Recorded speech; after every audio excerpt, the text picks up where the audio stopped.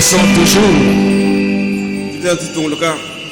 Comme nous disons que tous les services qui se passent ici, c'est suivi à travers aussi le monde pour ceux qui sont connectés à notre site. Ça passe en direct.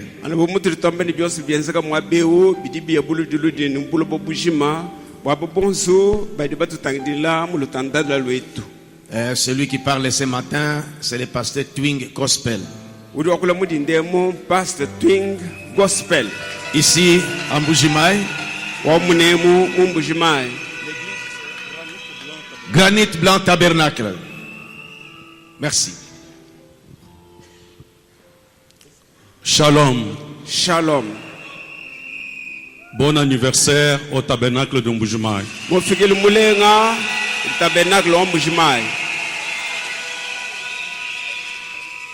Je commence par remercier le Seigneur Jésus-Christ parce que c'est lui qui nous a donné le souffle de vie ce matin.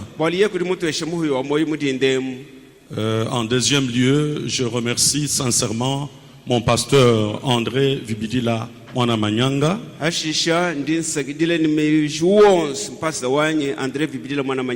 Je le remercie de tout mon cœur parce que je n'ai pas pu comprendre dans une telle grande manifestation une convention internationale, moi qui nécessite un microscope pour être vu. Mais lui m'a vu à l'œil nu. Je le vois un grand homme. Parce qu'un grand homme, c'est quelqu'un qui a la facilité de s'incliner pour voir ceux qui sont en dessous de lui.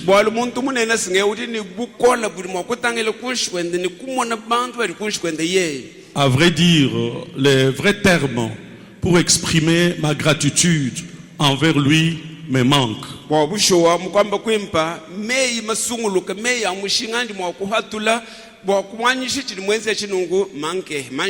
Mais le prophète Branham nous a donné un remerciement par excellence. C'est bénir quelqu'un. C'est pourquoi que Dieu bénisse richement mon pasteur, qu'il bénisse son épouse, qu'il bénisse ses enfants biologiques, et qu'il bénisse son épouse spirituelle, le tabernacle de Mbujimaï. Une fois de plus, joyeux anniversaire. Je vous supplie maintenant, veuillez vous mettre debout, nous allons lire l'écriture. Nous allons lire dans deux endroits. Matthieu 20, 1 à 16. Matthieu 20, 1 à 16. Et nous lirons aussi Apocalypse 7, 1 à 10. Car le royaume des cieux est semblable à un maître de maison qui sortit dès le matin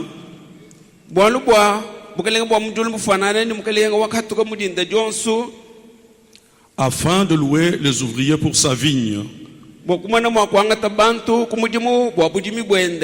Il convint avec eux d'un denier par jour. Et il les envoya à sa vigne. Il sortit vers la 3e heure. Et il en vit d'autres qui étaient sur la place sans rien faire. Il leur dit: allez aussi à ma vigne, et je vous donnerai ce qui sera raisonnable. Et ils y allèrent. Il sortit de nouveau vers la 6e heure, vers la 9e, et il fit de même. Étant sorti vers la 11e heure, il en trouva d'autres qui étaient sur la place, et il leur dit: pourquoi vous tenez-vous ici toute la journée sans rien faire? Il lui répondit: c'est que personne ne nous a loués. Allez aussi à ma vigne, leur dit-il. Quand le soir fut venu, le maître de la vigne dit à son intendant: appelle les ouvriers et paye-leur le salaire, en allant de dernier au premier. Ceux de la 11e heure vinrent et reçurent chacun un denier.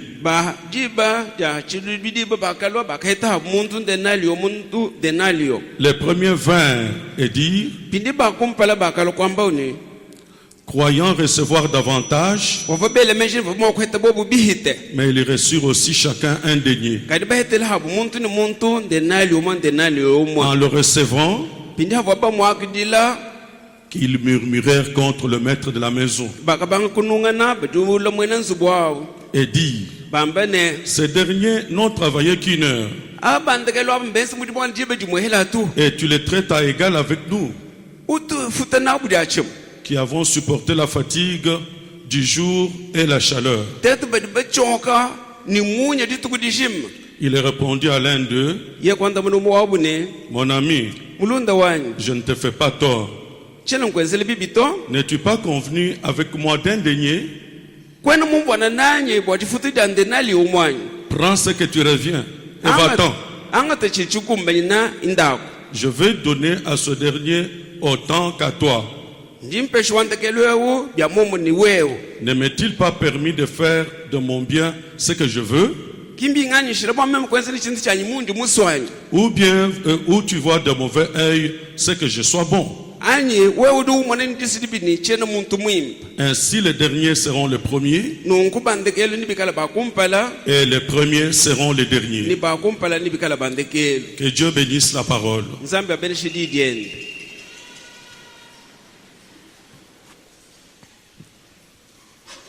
Pendant que vous êtes assis, je continue avec Apocalypse. Apocalypse 7, 1 à 10. Après cela, je vis 4 anges debout aux 4 coins de la terre. Ils retenaient les 4 vents de la terre, afin qu'il ne soufflât point de vent sur la terre, ni sur la mer, ni sur aucun arbre. Et je vis un autre ange qui montait du soleil levant et qui tenait le sceau du Dieu vivant. Il cria d'une voix forte aux 4 anges à qui il avait été donné de faire du mal à la terre et la mer. Et il dit: ne faites point de mal à la terre, ni à la mer, ni aux arbres, jusqu'à ce que nous ayons marqué du sceau le front des serviteurs de notre Dieu.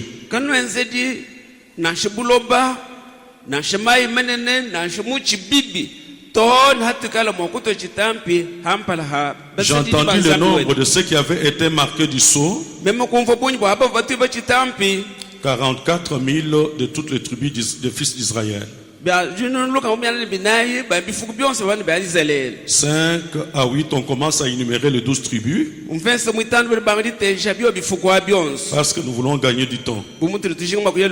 Après cela, je regardais, voici, il y avait une grande foule que personne ne pouvait compter, de toute nation, de toute tribu, de tout peuple et de toute langue. Ils se tenaient devant le trône et devant l'agneau revêtus de robes blanches et des palmes dans leurs mains. Et ils criaient d'une voix forte en disant: le salut est à notre Dieu qui est assis sur le trône et à l'agneau.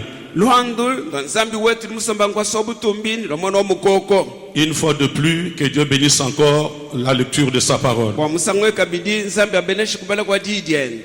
Ce matin, notre thème qui a été donné, c'est la lumière du soir. Mais je vais traiter sur un sujet ainsi formulé: par quel signe te rassures-tu que tu as réellement cru la lumière du soir?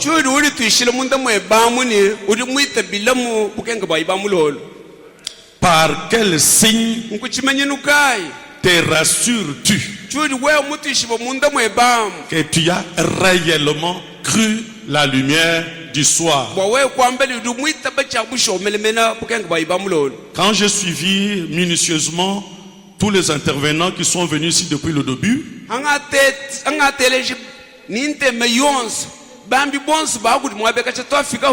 j'ai classé toutes leurs prédications en 3 jonctions. La première jonction, c'était le révérend Léonard qui avait ouvert la scène.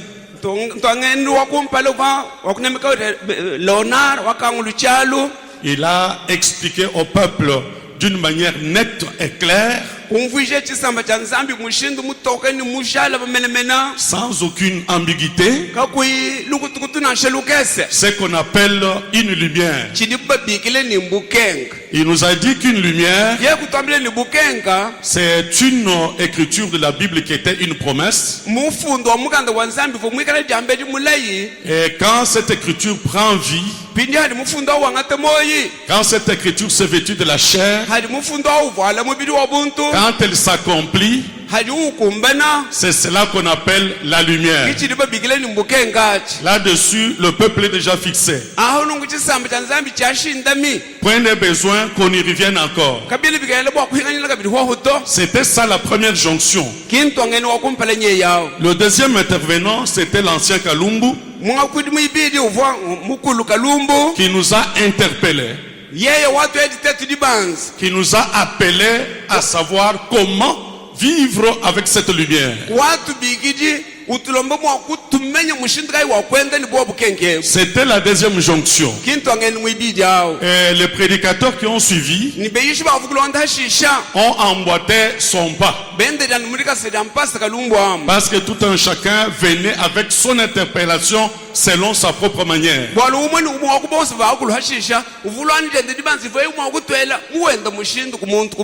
Et hier soir, oui. Et hier soir, c'était le pasteur Hubert Mwamba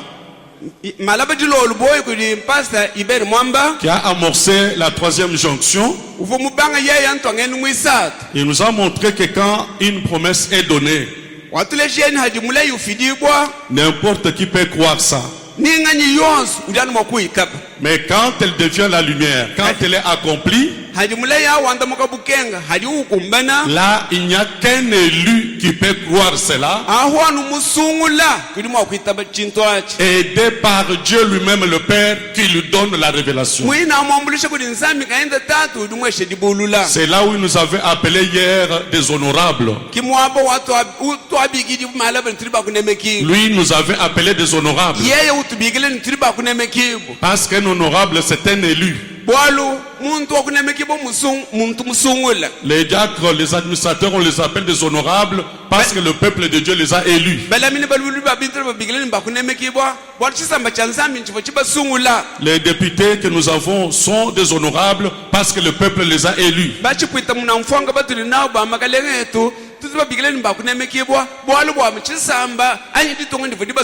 Mais nous, c'est pas un homme qui nous a élus, c'est le Dieu du ciel lui-même qui nous a élus. Et quand tu demandes à n'importe qui de savoir si c'est un élu ou non, Il vous dira oui, il est un élu. C'est là où j'ouvre une quatrième jonction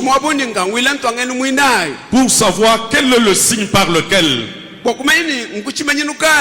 on peut reconnaître que quelqu'un a réellement reçu ou cru la lumière de son temps. Selon les écritures que nous venons de lire maintenant, les heures que la Bible nous parle ici, ce ne sont pas des heures romaines que nous utilisons. Parce que les heures romaines débutent et terminent à minuit. Mais ces heures qui sont utilisées ici dans la Bible, ce sont des heures hébraïques et synoptiques. Ou synoptiques.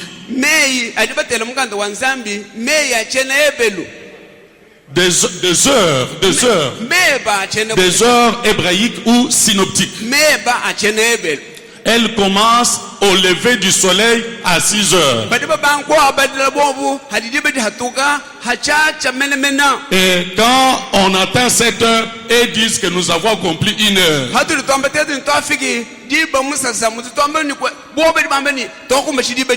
C'est là quand il parle de la 3e heure. C'est la 6e heure ici chez nous. Quand il parle de la 6e heure, nous sommes déjà à 12 heures. Quand il parle de la 9e heure, nous sommes à 15 heures. Et la 11e heure pour eux, c'est ici 17 heures. Que nous appelons nous aussi la lumière du soir. Et comme l'interprète l'a dit, on dit Chifatangulung. Une lumière qui chasse les antilopes.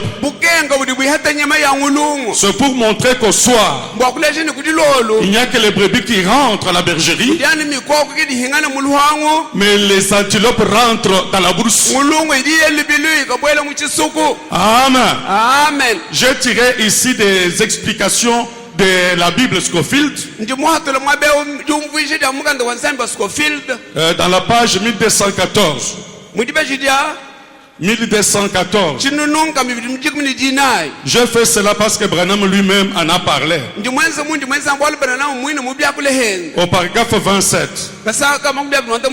Dans le sceau de Dieu, 14 mai 54. William Branham dit: bon, je ne cherche pas vraiment à prêcher avec 2 Bibles.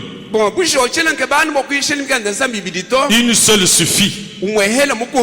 Mais j'ai amené l'une d'elles ici dans un but.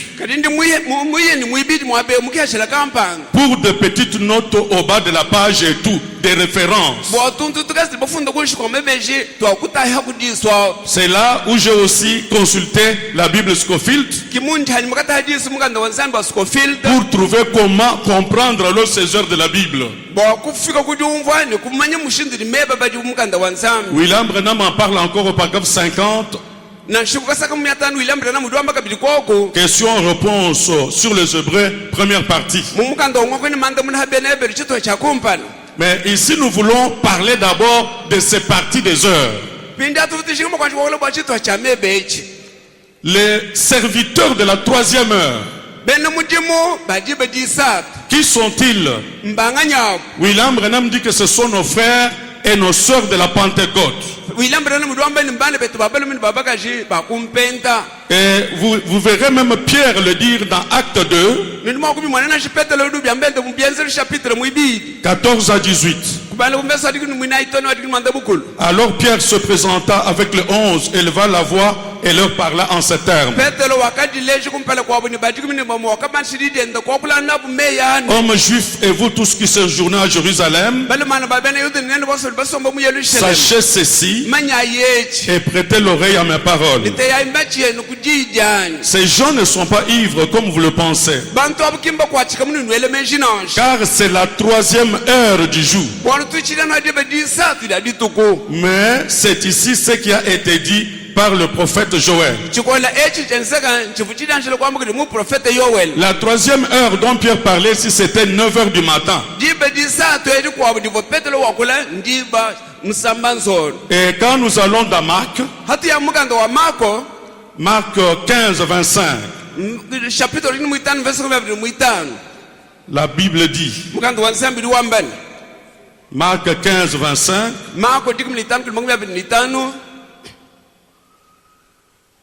Marc, excusez-moi, je cherche. Marc 15, 25, la Bible dit. Ok, j'y suis. C'était la troisième heure quand ils le crucifièrent. Le Saint-Esprit est venu à la troisième heure. Et Jésus a été crucifié à la troisième heure. Il n'y avait que les serviteurs de la troisième heure qui devaient être présents le moment où on crucifiait Jésus.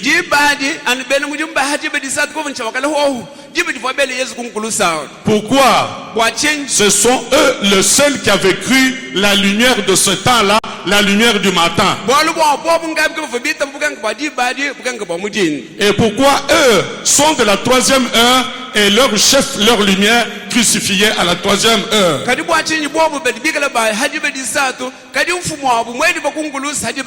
Ce qu'il faut savoir est que les heures que nous parlons ici ne sont pas des heures naturelles, mais les heures prophétiques ou spirituelles. Si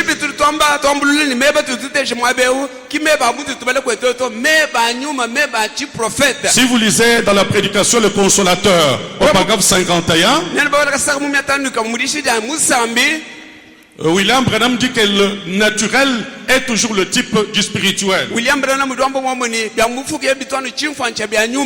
Et ce qui a fait que le serviteur de la troisième heure voit le Seigneur crucifié à la troisième heure, parce que c'était eux qui devaient bénéficier premièrement de la vie qui devait couler du sang de Jésus. Et la vie qui était dans le sang chimique de Jésus, c'était le Saint-Esprit. Quand nous lisons dans le signe de 64, 20 à 23, William Branham dit, donc le sang était un signe d'identification. Le signe lui-même, l'animal avait saigné, il était mort et son sang était sur le mur.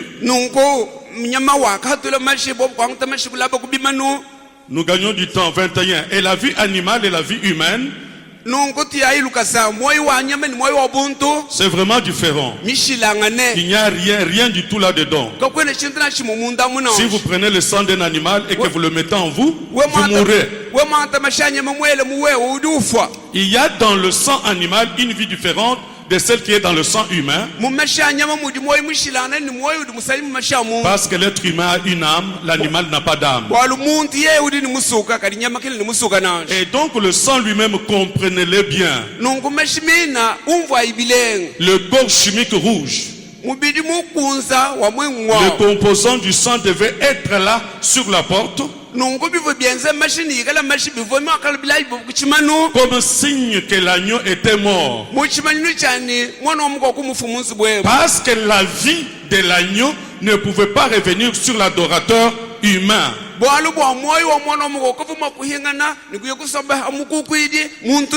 Branham vient aujourd'hui. Il dit aujourd'hui il ne s'agit pas du sang chimique du Seigneur Jésus, notre agneau.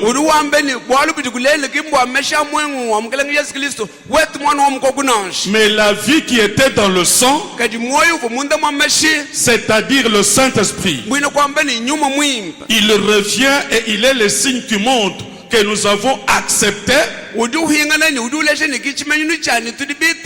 et fait exactement ce que Dieu nous a dit de faire. Si nous ne voyons pas Dieu, mais quand est-ce que Dieu nous a dit de faire quelque chose? Ce Dieu-là, c'est la lumière du soir.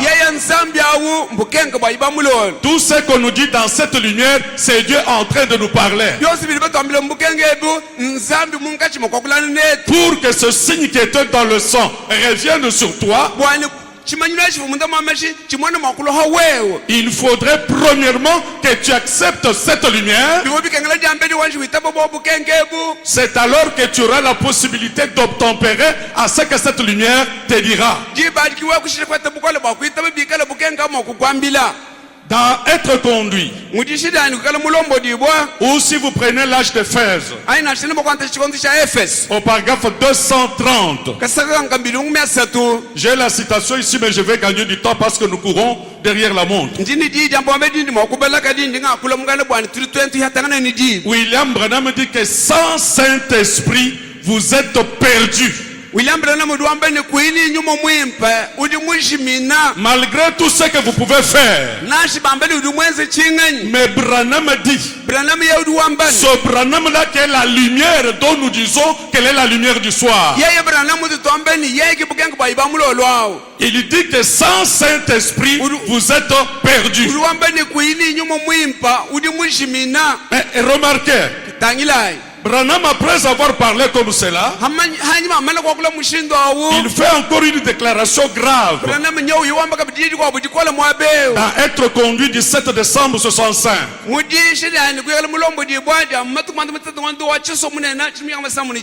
Paragraphe 162. Suivez très bien ce que Branham est en train de dire par rapport à la citation de l'âge d'Éphèse. Le choix quant à votre comportement, vous pourriez... Or, vous ne pouvez pas mélanger ça. Vous êtes soit pour Dieu, soit contre Dieu. Et l'expression extérieure montre exactement ce qu'il y a à l'intérieur. Vous voyez, le gratteron, il ne termine pas. Beaucoup d'entre vous pensent, j'ai le baptême du Saint-Esprit, je vais aller au ciel. Ça ne veut pas dire que tout vous allez au ciel. Non, monsieur, j'ai mal lu. Ça ne veut pas dire du tout que vous allez au ciel. Non, monsieur.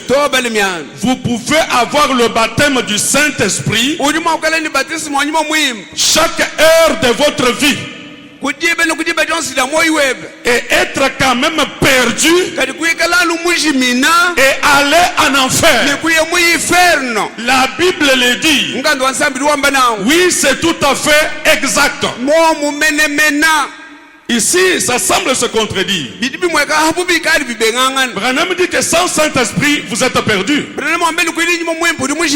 Et ici, il dit que si vous avez le baptême du Saint-Esprit, chaque heure de votre vie, vous pouvez vous retrouver à la fin perdu et aller dans l'enfer. C'est là où je dois un peu éclairer quelque chose. Il y a une différence entre être rempli du Saint-Esprit et être baptisé du Saint-Esprit.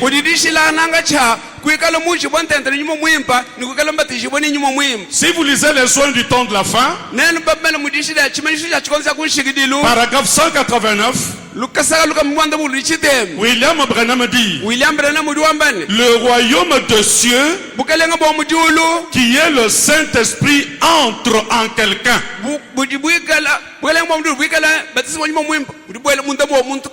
Et au paragraphe 191, il dit, le baptême, c'est le travail. Quand vous lisez dans l'adoption, troisième partie, 197 à 198, William Branham répète la même chose, disant que le baptême du Saint-Esprit, c'est le travail. Et dans question-réponse du 12 janvier 61,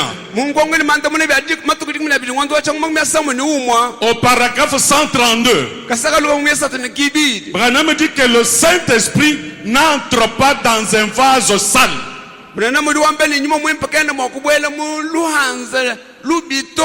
Le Saint-Esprit n'entre pas dans un vase sale. Qu'est-ce qui nettoie le vase avant que le Saint-Esprit y vienne? C'est la lumière du soir dont vous parlez là. Et si le vase de quelqu'un est sale au point qu'il y a impossibilité que le Saint-Esprit y entre, c'est que cette personne a la lumière du soir aux lèvres et non pas dans sa vie.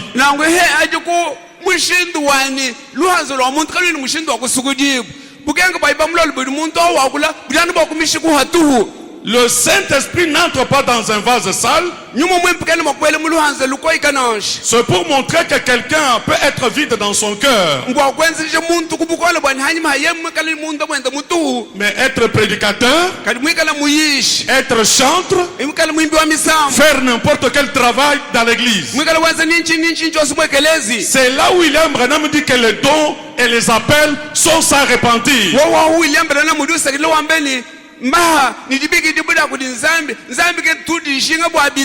C'est pourquoi nous devons vérifier toutes choses pour savoir si réellement tu as ce signe-là qui fait et qui prouve que tu as cru la lumière du soir.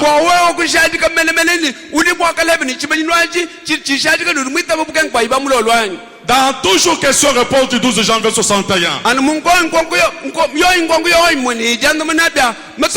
134 à 139, c'est là où Branham nous explique ce que c'est que le baptême du Saint-Esprit. Il dit que le Saint-Esprit est comme une maison à l'intérieur de laquelle on entre pour décrocher le don. C'est que le Saint-Esprit est comme une maison. Vous y entrez, vous trouvez tout ce que vous voyez ici, des dons de parler en langue, des dons de prédication, et puis vous décrochez ce dont vous avez besoin.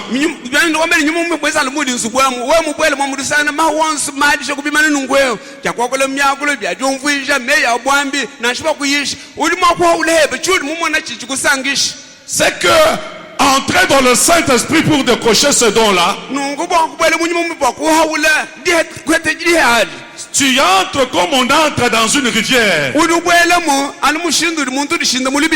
Quelqu'un peut entrer dans une rivière et y sortir avec ce don-là mouillé de la rivière. Bien qu'il est mouillé de cette rivière, mais la rivière est restée là, lui avec le fait d'être mouillé à côté.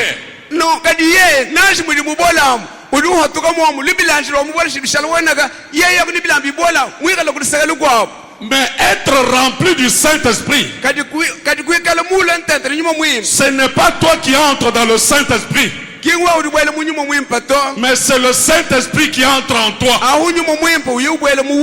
Amen. C'est pourquoi là où nous avons lu la question-réponse du 12 janvier,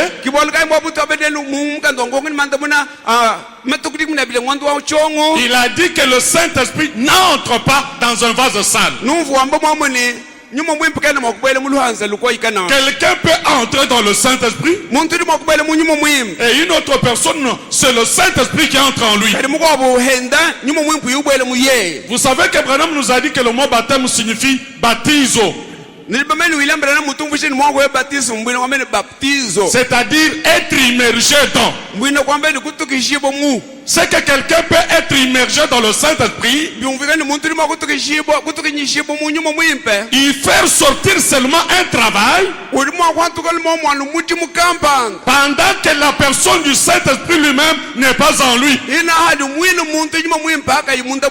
Quand je parle de ces choses, mes amis, j'ai vu là où nous étions avec le message et ici où nous sommes arrivés avec le message. Vous trouvez quelqu'un qui quitte du haut de la chair comme je suis, qui se précipite pour aller voir un match de football à la télévision dans sa chambre.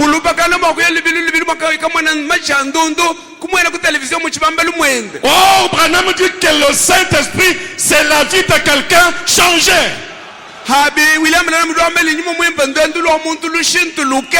C'est pourquoi Dieu, lui, ne connaît pas toutes les sensations que nous avons. Dieu ne connaît pas nos autopublicités. Oh, moi, j'ai reçu le CC, le cela. Dieu ne connaît que sa parole. Dieu n'a pas besoin de ton témoignage. Dieu n'a pas besoin de ton apparence extérieure. Mais Dieu regarde sa parole. Parce que Branham a dit, le Saint-Esprit, c'est un signe d'approbation de la foi de quelqu'un. Si tu peux dire que tu as cru la lumière de ton temps et que Dieu ne t'a pas donné ce signe, c'est que c'est toi qui l'as dit. Au ciel, Dieu ne sait pas que toi, tu as cru la lumière. Parce que l'unique signe par lequel on reconnaît, c'est le Saint-Esprit.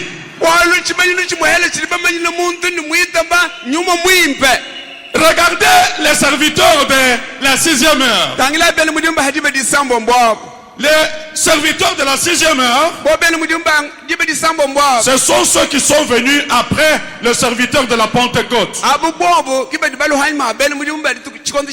Là, je vois le grand apôtre Paul. Pendant que la lumière était allumée,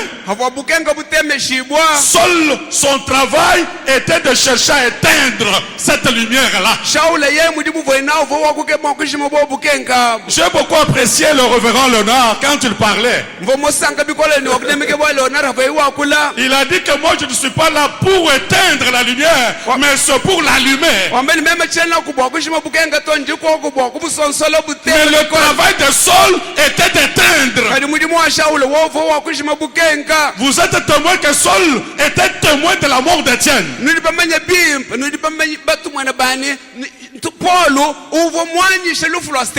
Il allait chez le Sanhédrin, il prenait des lettres et puis allait ça et là pour aller tuer les lumières de ces temps-là.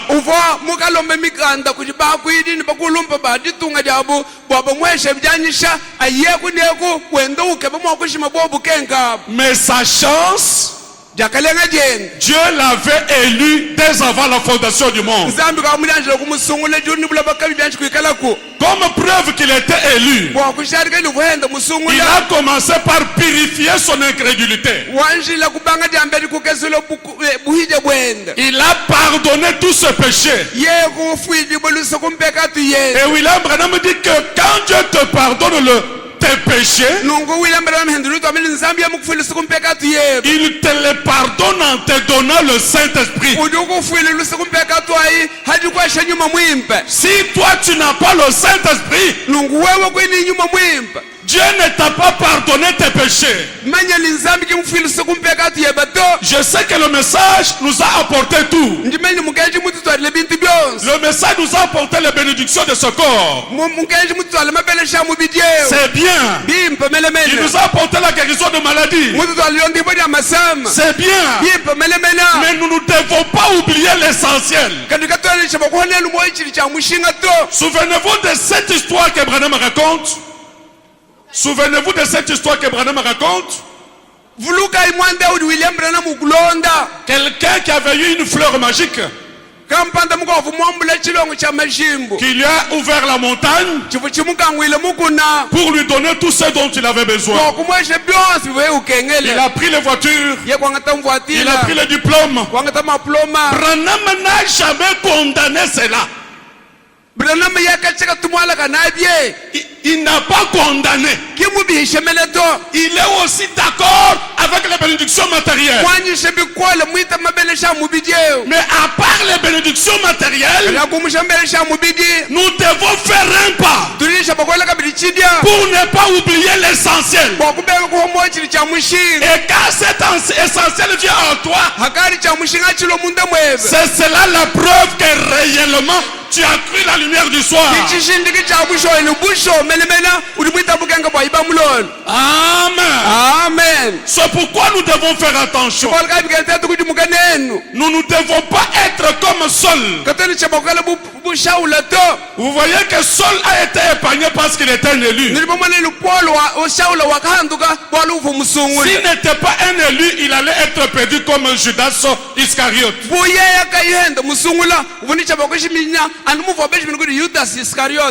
Regardez un peu dans Actes. Acte 9. Nous lirons du 7 à 18. La Bible dit: Ananias sortit.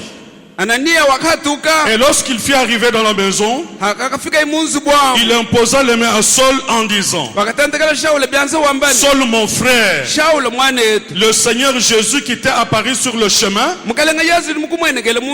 par lequel tu venais m'a envoyé pour que tu recouvres la vue et que tu sois rempli du Saint-Esprit. Ici on ne dit pas qu'il était baptisé du Saint-Esprit, mais rempli du Saint-Esprit. À la Pentecôte, la Bible dit qu'ils étaient tous remplis du Saint-Esprit. Cela n'élimine pas l'idée que quand quelqu'un est rempli du Saint-Esprit, il ne peut pas avoir un travail qui fait qu'il est baptisé du Saint-Esprit.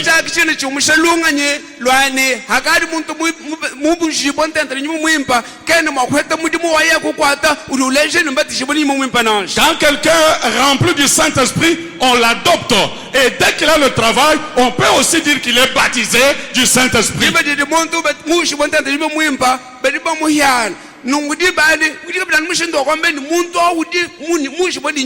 Mais ici j'insiste sur le fait que quelqu'un est vide, mais il se penche sur le travail qu'il a.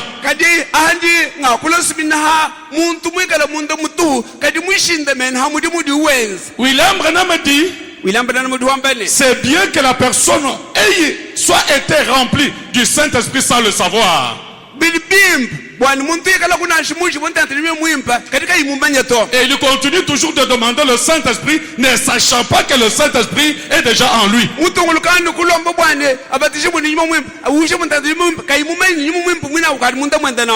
que quelqu'un qui a le cœur vide, mais qui bombe la torse parce qu'il fait soulever la salle, quand il prêche, il dit: c'est ça, j'ai le Saint-Esprit.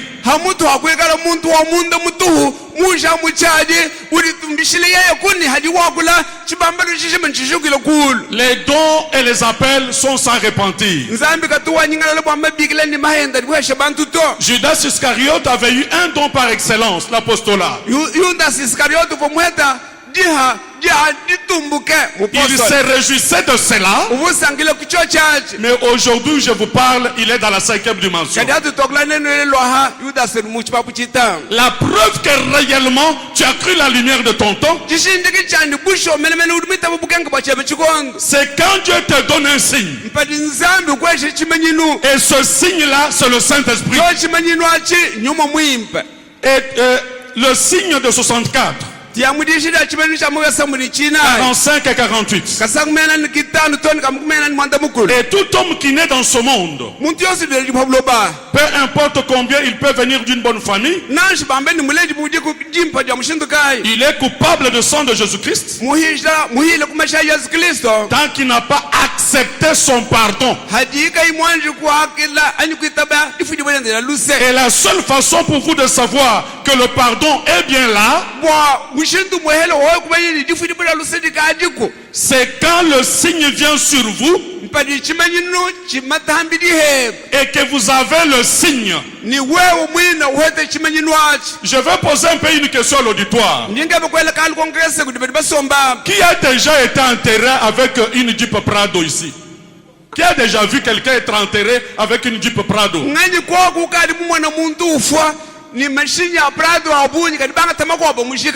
Ou bien avec son diplôme d'université.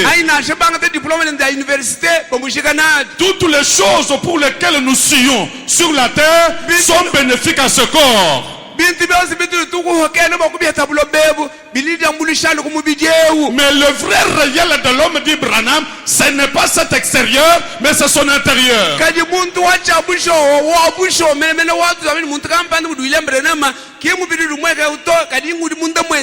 Le Saint-Esprit est le signe qui montre que nous avons été pardonnés.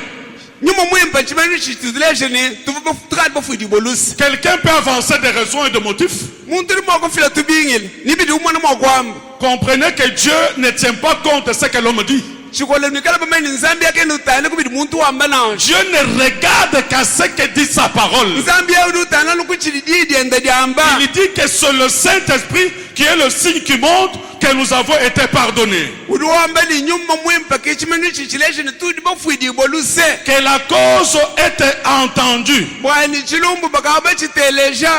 Chaque homme et chaque femme qui a vraiment reçu le baptême du Saint-Esprit, il a été jugé.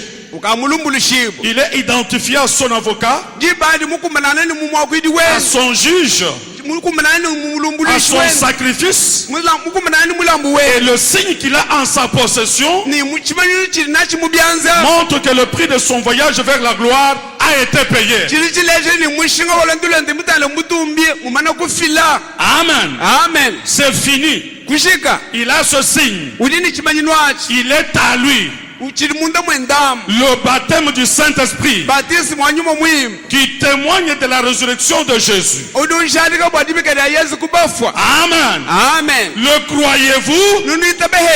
Son assemblée dit Amen.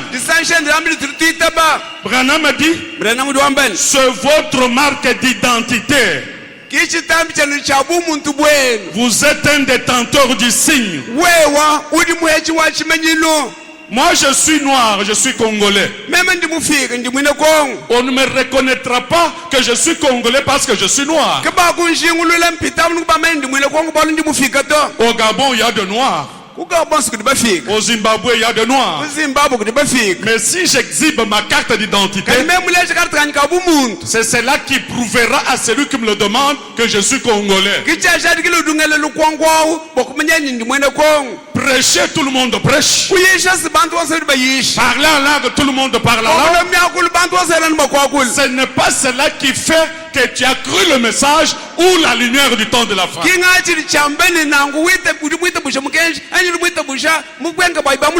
Vous devez avoir un signe. Amen. Amen. Nous sommes dans Luc. Luc 23. Nous lisons 44 à 46. La Bible dit, il était environ la 6e heure. Il eut de ténèbres sur toute la terre jusqu'à la 9e heure. Le soleil s'obscurcit et le voile de temple se déchira par le milieu. Jésus s'écria d'une voix forte: Père, je remets mon esprit entre ta mains. Et en disant ces paroles, il expira. Remarquez que de la 6e heure à la 9e heure, il y eut des ténèbres sur toute la terre le moment où Jésus mourut. Pourquoi? Parce que le monde avait rejeté Jésus qui était la lumière de leur temps. Cela préfigurait les âges de l'église, où il devait avoir un temps où Jésus, la lumière, devait être rejeté et les ténèbres allaient s'installer sur toute la terre. À la crucifixion, c'était les Romains qui avaient cloué Jésus à la croix. C'est ainsi qu'il y eut des ténèbres sur toute la terre. De la 6e heure à la 9e heure. Et au cours des âges, Branham dit que ce sont encore les Romains, les catholiques, qui ont cloué Jésus la lumière pour qu'il y ait encore des ténèbres. Remarquez que Jésus était tué à Jérusalem. Mais la Bible dit que toute la terre se plongea dans les ténèbres. Est-ce que c'est toute la terre où on avait tué Jésus? Jésus était tué dans un coin à Jérusalem. Mais pourquoi toute la terre devait prendre des ténèbres? Parce que ce qui se faisait là, mes amis, était une certaine préfiguration. C'est que la chose n'était pas seulement en rapport avec la mort de Jésus, qui était la lumière du matin en ce temps-là, mais cela préfigurait aussi les teintes de Jésus, la lumière, au cours des âges. Et de la même manière, quand Jésus mourit à la croix, il y eut des ténèbres. C'est de cette manière qu'au cours des âges, quand on allait éteindre la lumière qui était Jésus, il y aurait aussi des ténèbres dans ces âges.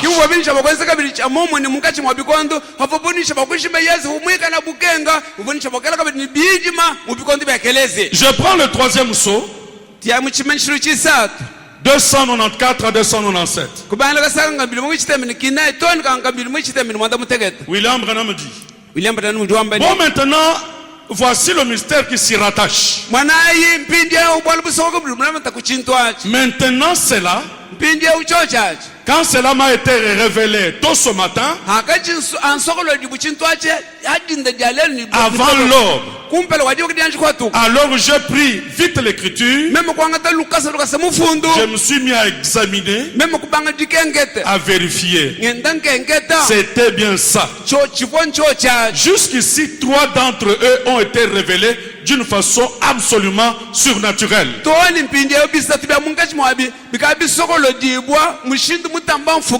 Maintenant, voici le mystère du cheval noir,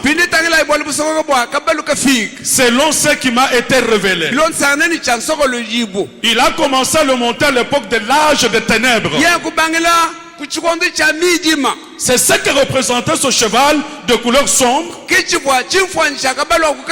l'âge des ténèbres, car c'était une époque où il faisait nuit noire pour les vrais croyants qui restaient.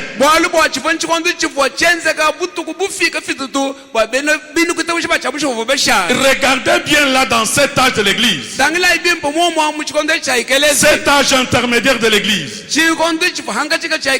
l'âge sombre de l'église. Regardez ce qu'il dit: tu n'as qu'un peu de force Il faisait nuit noire pour eux, pour le vrai croyant. Maintenant, regardez bien.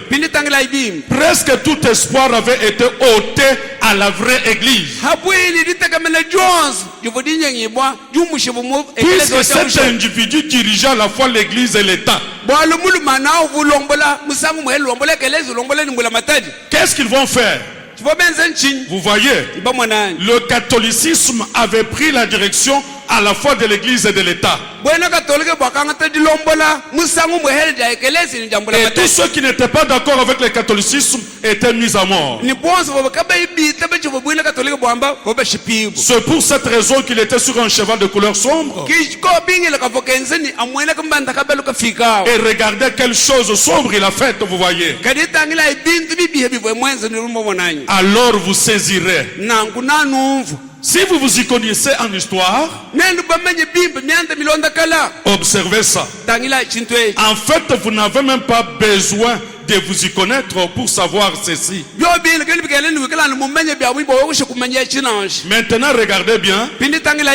Tout espoir s'était envolé. C'était son cheval noir. Ensuite, il a reçu le pouvoir, ainsi de suite. Et voici maintenant qu'il s'avance sur son cheval noir. L'âge des ténèbres, c'était cette époque-là. Presque tout de suite après que l'Église a formé une organisation et a pris le pouvoir. Regardez que cette scène de Jésus à la croix, c'était de la 6e heure à la 9e heure. C'est-à-dire après 12 heures jusqu'à 15 heures. C'était le temps où Branham a parlé d'une période sombre de 1000 ans. C'est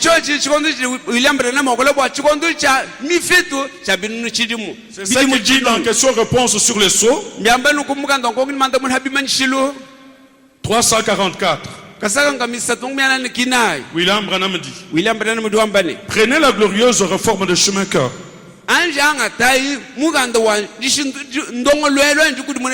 Je pense bien que certains des érudits doivent avoir ça. C'est l'histoire de l'Église. Je ne me souviens plus là à quelle page c'était, mais ça s'est déroulé à partir de l'époque.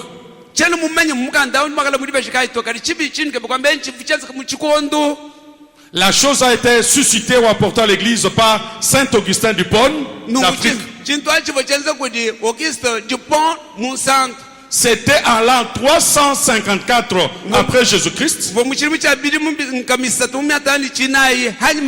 jusqu'à 1850 après Jésus-Christ. Et quand vous prenez cette période, vous calculez avec les ans de l'église.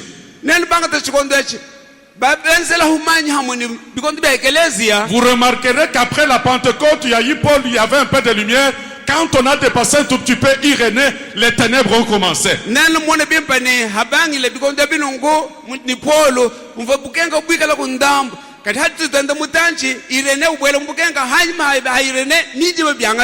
C'est allé comme cela jusqu'à Wesley, jusqu'au réformateur. Mais l'espoir n'était pas perdu. Dans la marque de la bête, 13 mai 54, 60 à 64, William Branham dit que malgré les ténèbres, vers le soir, la lumière allait paraître. Mais cette lumière devait apparaître comment?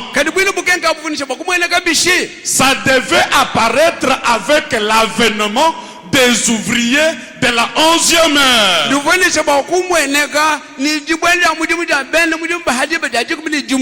Est-ce que vous y êtes? Parce que c'est la 11e heure selon le calcul qui était 17 heures ou le déclin de la journée.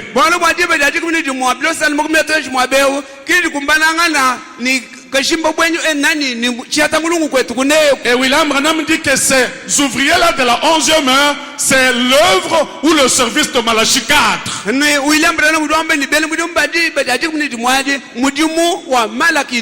Et quand moi je lis Malachie 4, je vois Branham et je vois nous les enfants de Branham. Mais c'est que la lumière du soir ne concerne pas seulement Branham, ça va de Branham et ça se transfère à nous. Et quand cette lumière vient en nous, c'est pour quelle raison? C'est pour nous nettoyer de la mondanité. Comme preuve que réellement, Seigneur, nous avons cru ta parole. Et quand Dieu avec son œil divin, remarque que mon enfant ici, mon fils ou ma fille, a réellement cru ma lumière.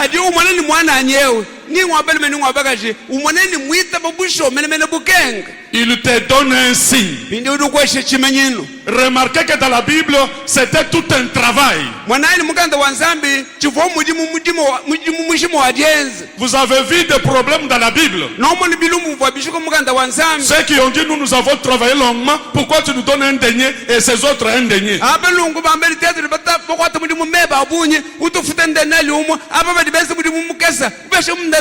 William Branham dit que ce un denier là, c'est toujours le Saint-Esprit. Ceux de la Pentecôte, leur salaire, c'était un denier, le Saint-Esprit.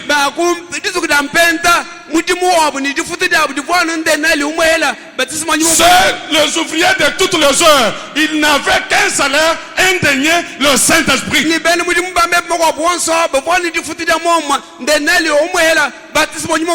Mais il est arrivé un temps où il y a eu des ténèbres. Il n'y avait pas possibilité de payer ce un denier là. Le temps est resté maussade comme cela. Jusqu'à ce que nous avons eu le retour des dons. Et après le retour des dons, ce n'était pas ce qu'on attendait. C'est là où Branham dit dans le paragraphe 136, chef-d'œuvre, que le baptême du Saint-Esprit ouvre la voie à la venue du vrai Saint-Esprit.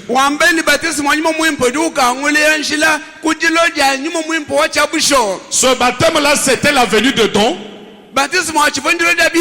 qui devait ouvrir la voie à la venue du Saint-Esprit.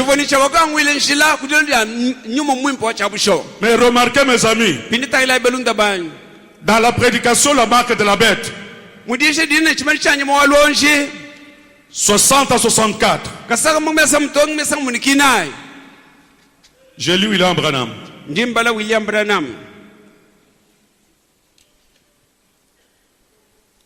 Il y aura une époque, un jour, a dit le prophète, qui ne sera ni jour ni nuit. Nous sommes là en Zacharie 14. Autrement, il fera jour. Mais ce sera nuageux, vous voyez, un jour nuageux. Mais vers le soir, la lumière paraîtra. Quel beau tableau. Là, quand l'homme s'est levé sur ce jour nuageux, ça veut dire qu'il y aura des guerres et des problèmes et des hauts et des bas et des dispensations des églises et des ismes et tout. Il ne fera ni clair ni sombre. Ce sera un moment où on sait qu'il y a un Dieu, qu'il y a un évangile, mais on n'arrive tout simplement pas à y voir clair. Vous savez ce que je vais dire? Ils diront, la Bible dit qu'ils ont fait cela là-bas à la Pentecôte, qu'ils ont fait cela dans l'église primitive, qu'ils avaient ce signe, ce prodige. Mais notre église n'enseigne pas cela. Vous voyez, c'est nuageux. Ni nuit ni jour. Et pourtant nous croyons en Jésus-Christ. Nous croyons à la seconde venue. Et nous savons qu'il vient. Personne ne peut attendre Jésus dans sa seconde venue sans avoir le signe qu'il a cru la lumière du soir.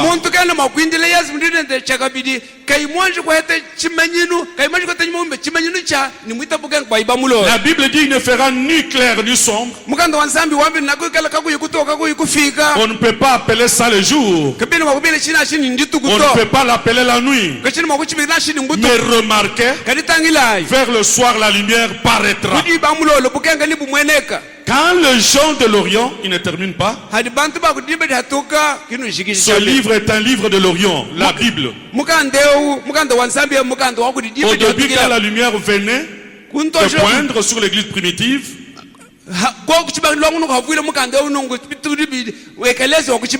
à Éphèse, nous nous rappelons et nous avons vu ce qui est arrivé. La lumière de Dieu a produit Jésus-Christ.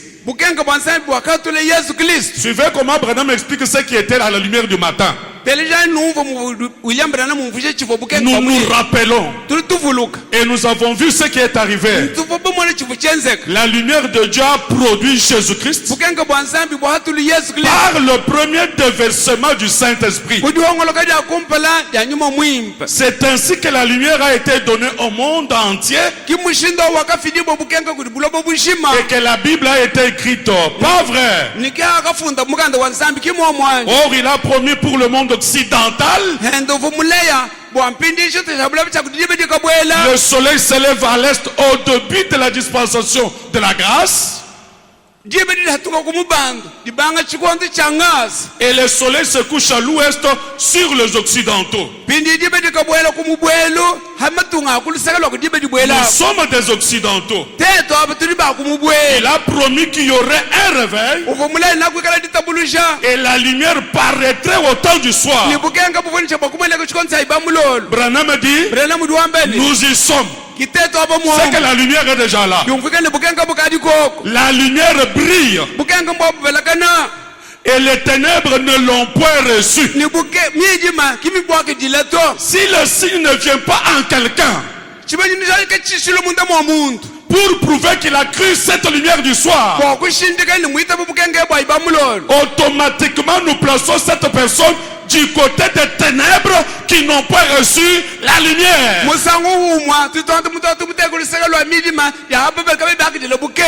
Et les ténèbres ne l'ont point reçu. C'est ça. Écoutez Branham. Les hommes aiment les mauvaises actions plus qu'ils n'aiment les bonnes actions. C'est ce que nous voyons aujourd'hui dans le message. Le message est devenu seulement des lèvres. Mais vous regardez la vie de quelqu'un comme un démon de l'enfer. Comment cette lumière qui a produit des personnes saintes au matin peut-elle produire des démons de l'enfer aujourd'hui?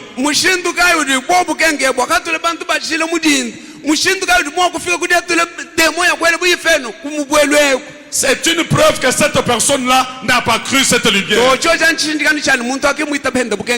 Reconnaître le jour de son message. 26 juillet 64 au matin. 38 à 39. Maintenant, le message du 7e ange, c'est de dévoiler le mystère de sceau en appelant les ouvriers de la 11e heure, ceux de nations à recevoir le même salaire que les ouvriers de la première heure avaient reçu.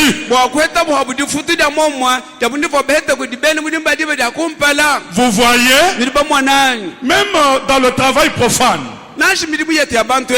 un patron ne peut pas payer quelqu'un qui n'était pas son travailleur. Le Saint-Esprit, c'est un salaire que Dieu donne à ses engagés.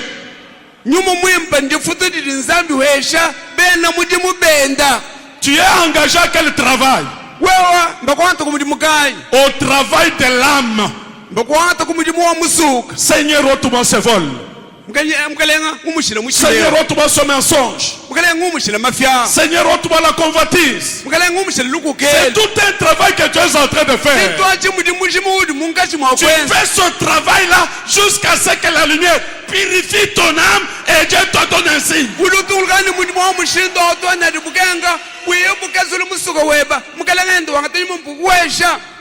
Or, Jésus a enseigné cela. Il a dit que les gens étaient allés travailler dans la moisson.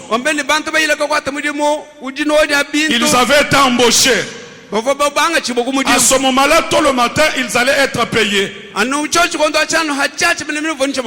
raison d'un denier par jour. Ensuite, à midi, quelqu'un d'autre est arrivé. Comme nous avons vu, l'apôtre Paul, lui, n'était pas de la première heure. Et il est allé aussi travailler. Ensuite, à la 11e heure, ce qui est la dernière heure du jour,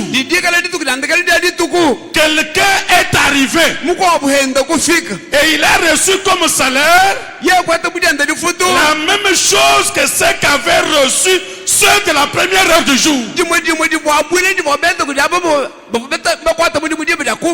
Le salaire de la Pentecôte soltait un denier, le Saint-Esprit. Et le salaire de la lumière du soir, c'est un denier, le Saint-Esprit.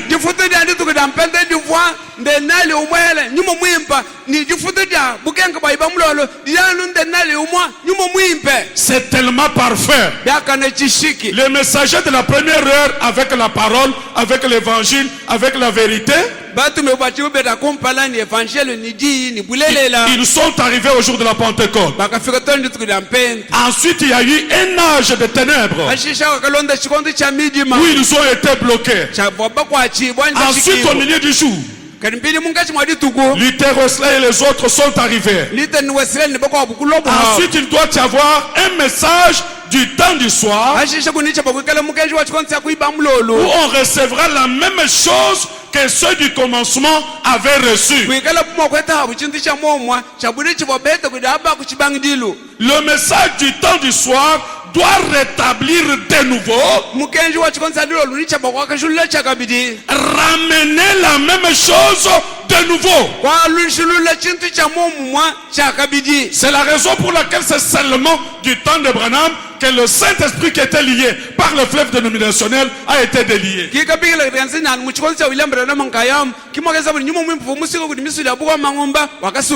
Sans cette procédure, tu n'as pas cru la lumière de ton temps.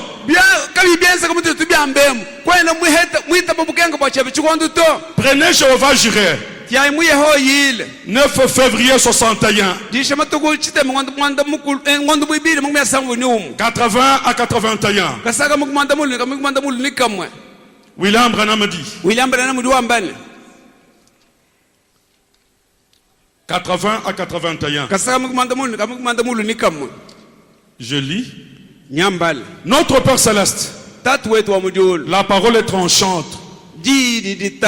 Vraiment, Seigneur. Elle taille. Mais le peuple est resté assis avec patience et douceur. Oh Dieu, notre Père, nous avons posé ce fondement une fois de plus pour faire savoir à ces chrétiens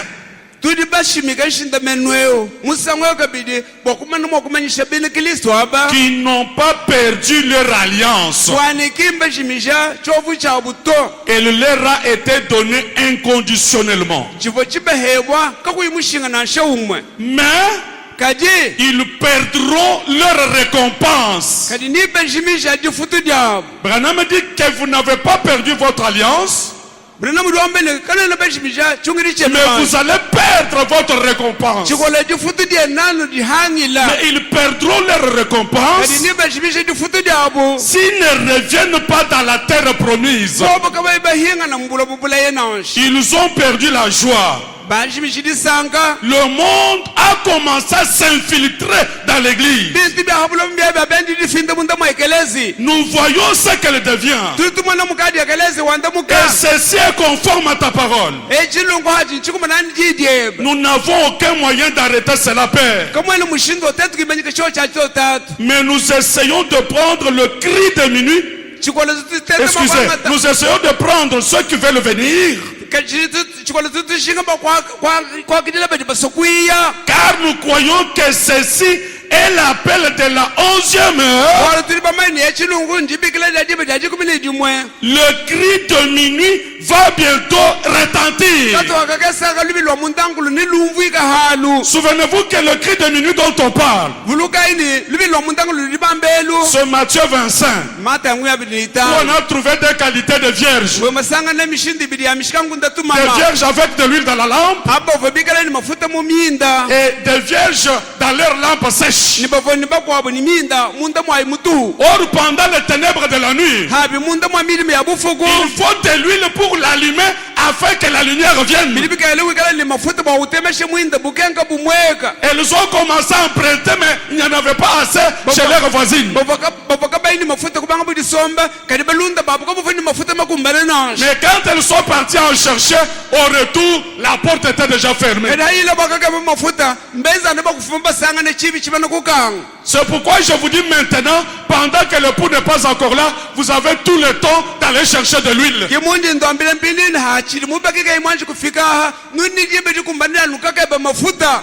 La science déclare que dans moins de 3 minutes, il sera minuit.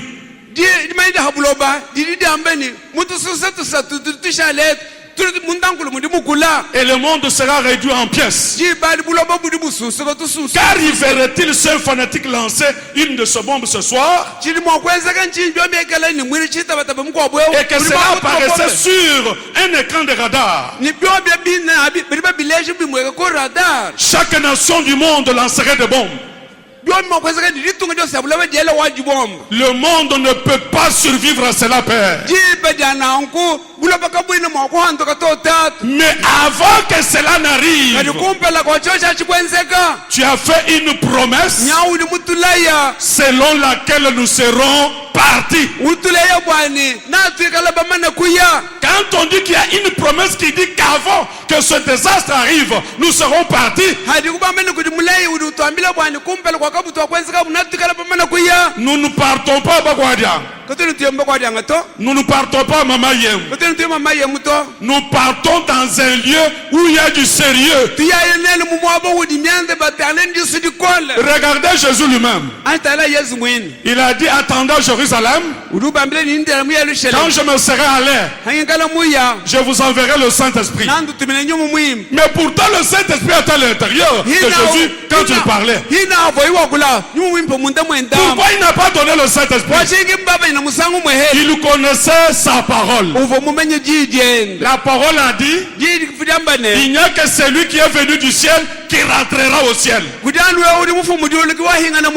Et vous savez que c'est le Saint-Esprit qui est descendu le jour là au Jourdain venant du ciel. Si vous ne le saviez pas, sachez-le aujourd'hui. Au ciel il y a aussi des barrières. Lisez Psaume. Psaume dit, porte éternelle, élevez vos linteaux, que le roi de gloire fasse son entrée. Est-ce qu'on a ouvert la barrière? Ceux qui étaient à la barrière ont dit, qui est-il lui le roi de gloire? Il fallait qu'on leur explique qui était le roi de gloire. Si pour Jésus il y a des explications, qu'en sera-t-il de toi et de moi? Il a fallu que le Saint-Esprit explique. Vous vous souvenez, vous qui êtes à la barrière, que je suis descendu sur la terre pour aller accomplir Esaïe 35. Le corps du Messie était sur la terre. Et il fallait que moi, le Dieu du ciel, que j'entre dans ce corps-là pour faire le sacrifice. Et le corps dont je vous avais dit, c'est celui-ci. Il est le vaillant guerrier dans le combat. Son sang est encore fait sur la croix. Et quand on leur a expliqué, les gens de la barrière ont dit,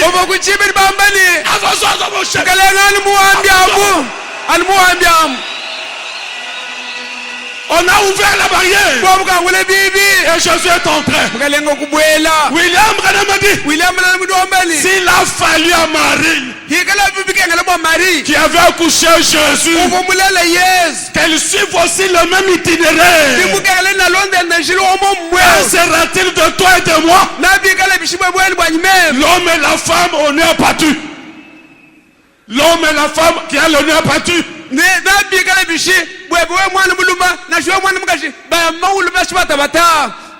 Faites attention. Sur le chemin du salut, on y marche avec crainte et tremblement. Ne soyez pas trop sûr de vous-même.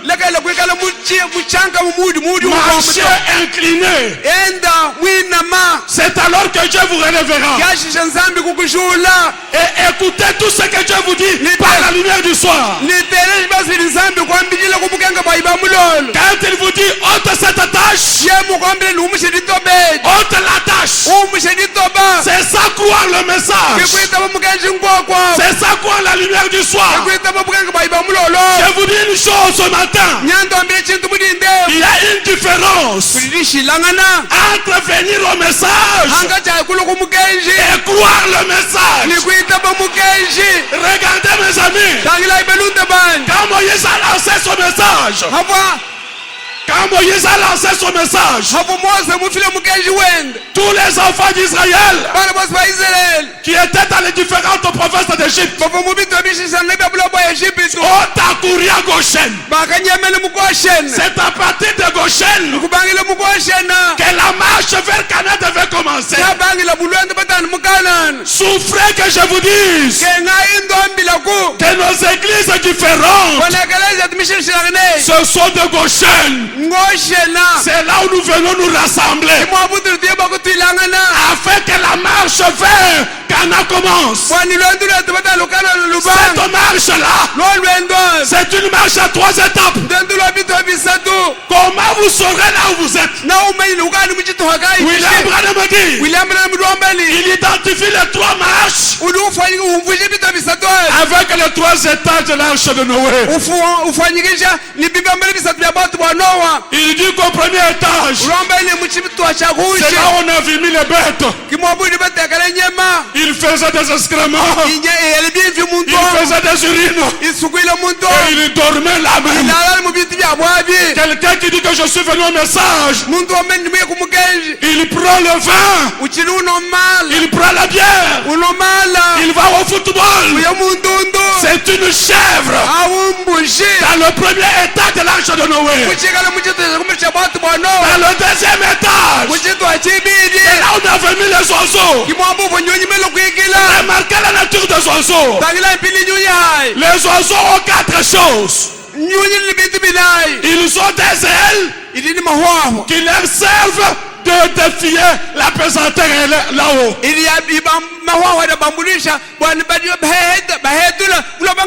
Ils ont aussi des pattes. Quand les ailes sont fatiguées, ils retournent sur la terre pour marcher avec les pattes. C'est quoi cette terre? C'est un symbole de la mondanité. Quelqu'un qui est dans la sanctification, il peut utiliser ses ailes, s'élever là-haut, se détacher de la mondanité. Pendant un temps, il ne boit pas, il ne fume pas, il ne fait pas du péché. Il peut croire qu'il a le Saint-Esprit. À un autre moment, c'est le son fatigué, il entre sur la terre et commence à boire un peu. Il peut se dire, mais je croyais que j'avais le Saint-Esprit. Pourquoi je suis retourné à ces choses? Tu n'avais pas le Saint-Esprit, mais tu étais au niveau de la sanctification. Parce que ceux qui sont au niveau de la sanctification, ce sont des oiseaux. Ils peuvent utiliser les ailes, s'envoler là-haut. Et quand tu es là-haut, tu n'as plus le goût du péché. Et quand ça te fait mal, tu retournes encore sur la terre. Tu réutilises tes pattes. Tu te retrouves la bière que tu avais laissée. Tu commences déjà à le boire. Mais le troisième étage, c'est là où il y avait l'homme qui est créé à l'image de Dieu. L'image et la ressemblance de Dieu. Si vous n'arrivez pas à ce niveau-là, c'est une preuve que vous n'avez pas cru la lumière de votre temps.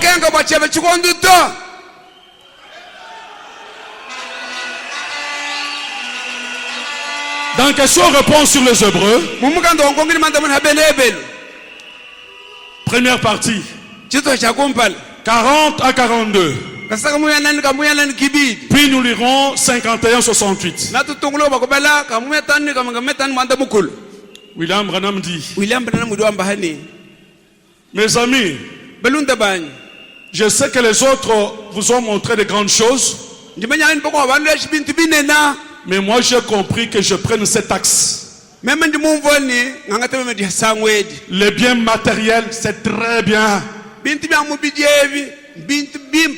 Mais sur la terre, nous y sommes pour préparer là où nous serons quand nous quitterons la terre.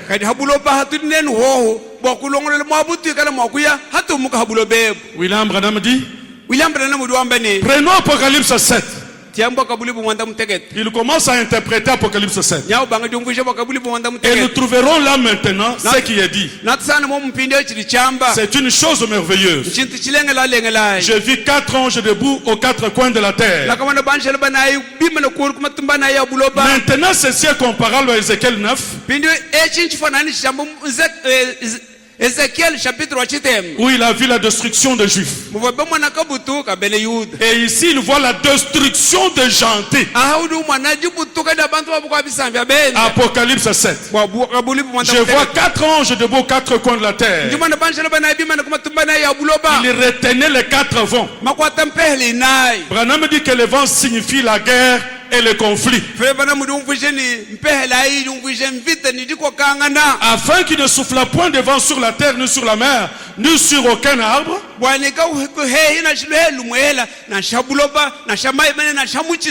Et Branham dit que c'est la guerre qui était retenue. Oh, si nous avions le temps d'entrer en détail sur cette question, ceci est arrivé. C'est là que Russell a été embrouillé. Russell a prophétisé, voyant cela venir. Il a prophétisé que ce serait la venue du Seigneur Jésus, ne sachant pas que c'était le scellement de l'église. Et les gens se demandent comment la guerre mondiale, la première guerre mondiale, regardez, elle s'est arrêtée le 11 novembre à 11h du matin. Le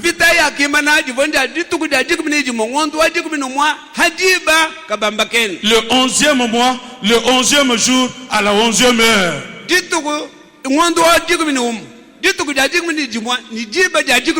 Et immédiatement après cela, suivez ce qui vient aux ouvriers de la 11e heure.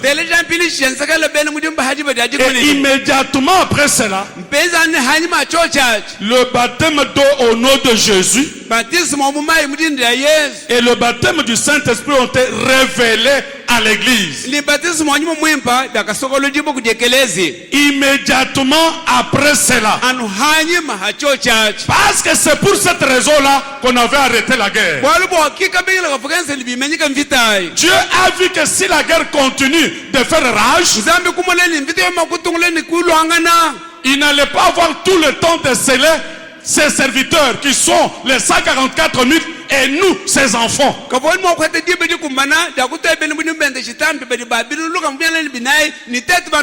C'est ainsi qu'il a arrêté la première guerre mondiale pour que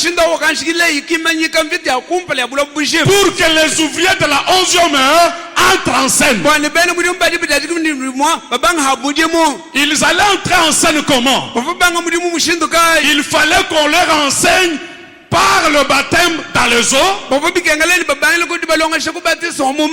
Or, pour être baptisé dans les eaux, Pierre a dit que nous devons d'abord nous repentir. Que ferons-nous, mon frère? Parce que les choses que tu as dites condamnent nos cœurs. Pierre dit repentez-vous. Soyez baptisés au nom du Seigneur Jésus-Christ pour la rémission de vos péchés et vous recevrez le don du Saint-Esprit. Quand vous lisez Actes 3, 19,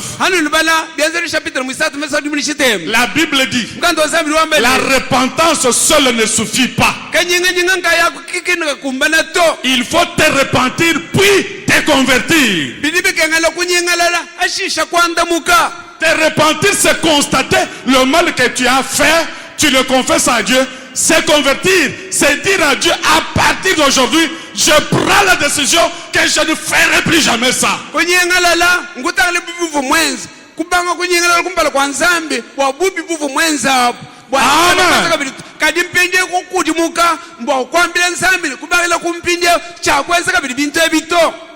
Sans cela, tu n'iras nulle part. Je vous dis une chose. Dieu ne mange pas de dîmes. La dîme de la prostituée et la dîme du champ.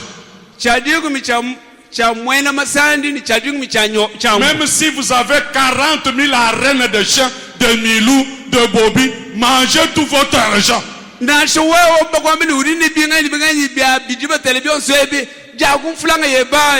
Pourquoi? Un chien vomit et retourne à sa vomissure. Seigneur, pardonne-moi du vol. Quand tu trouves l'occasion de voler, tu voles encore. Tu es un chien. Une prostituée n'a pas confiance en un seul homme. Ici tu chantes Jésus c'est toi seul mon mari. À la maison tu trouves un autre mari, du football, du commérage et tant d'autres choses. Avec cette attitude-là, tu n'as pas accepté la lumière de ton temps. Et par conséquent, le signe ne peut pas venir sur toi. Que le Dieu du ciel vous bénisse.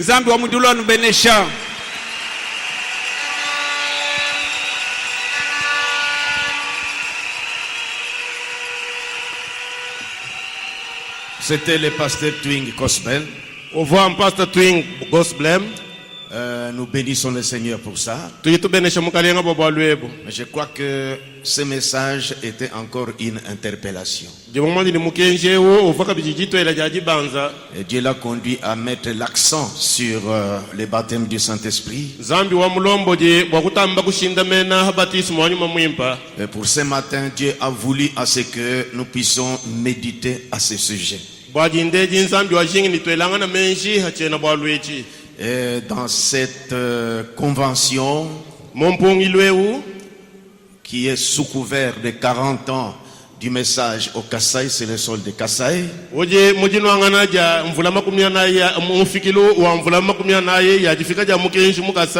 Nous avons voulu toucher presque toutes les couches.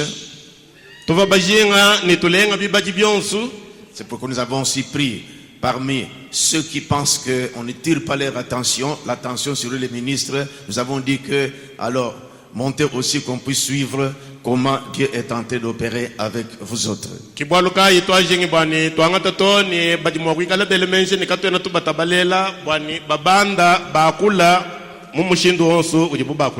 Nous allons incliner nos têtes. La portion que tu as reçue, tu peux aussi parler à ton Dieu. Mais c'était une interpellation. C'est une grande interpellation.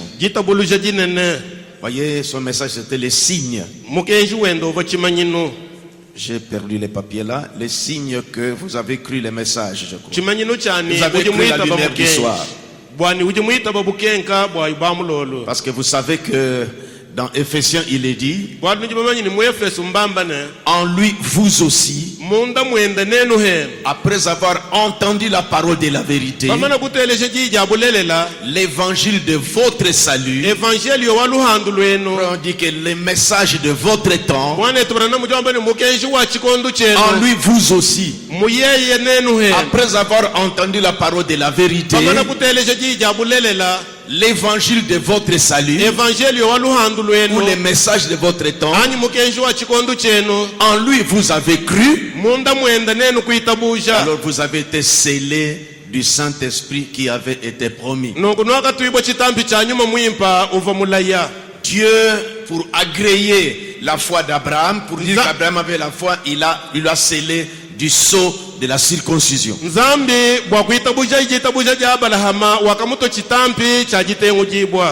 C'est une interpellation encore importante. Parlez un peu au Seigneur.